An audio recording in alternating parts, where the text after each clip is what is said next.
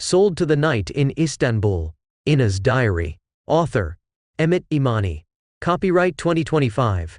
No part of this book may be reproduced, stored in a retrieval system, or transmitted in any form or by any means, electronic, mechanical, photocopying, recording, or otherwise, without prior written permission from Emmett Imani. All rights are reserved to the authors, and any unauthorized reproduction or distribution is strictly prohibited. First edition, 2025. Printed in the United States of America. Foreword. There are stories that entertain, stories that amuse, distract, and comfort. And then there are stories that pull you under, hold you captive, and refuse to let go. Ina's Diary is the latter. It does not beg for sympathy, it demands awareness. It is the echo of voices often silenced, the shadow of faces that disappear without a trace, the unspoken reality hiding behind neon-lit streets and locked hotel doors. Human trafficking is not just a headline. It is not a distant nightmare that happens to other people. It is here, now. Moving in the same world as we do. It does not announce itself. It slips in quietly, preying on hope, on desperation, on misplaced trust. It turns dreams into traps and choices into chains. The hardest truth? It can happen to anyone. Ina could be anyone. Your neighbor, your friend, your sister, the girl behind the counter at the grocery store, the one waiting at the bus stop, the one who locks eyes with you just long enough to make you wonder what she is not saying.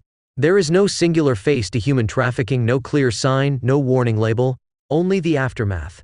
Only the weight of choices that were never really choices at all. This book does not aim to comfort. It does not seek to wrap reality in soft edges or easy resolutions. Because there is no real ending for girls like Ina. There is only survival.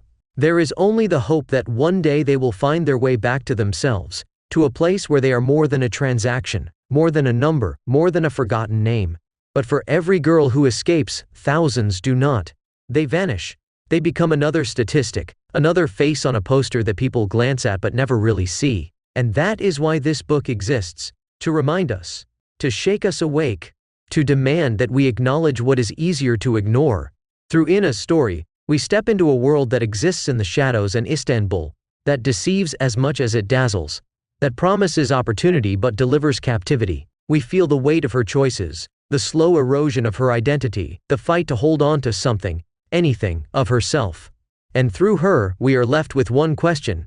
If we knew, if we truly understood what was happening behind closed doors, would we still look away? This book is more than a novel. It is a reckoning, a plea, a confrontation with the truth. And most of all, it is a prayer. A prayer for the girls who never got to tell their stories. A prayer for the ones who are still waiting to be saved. A prayer that one day, the world will listen.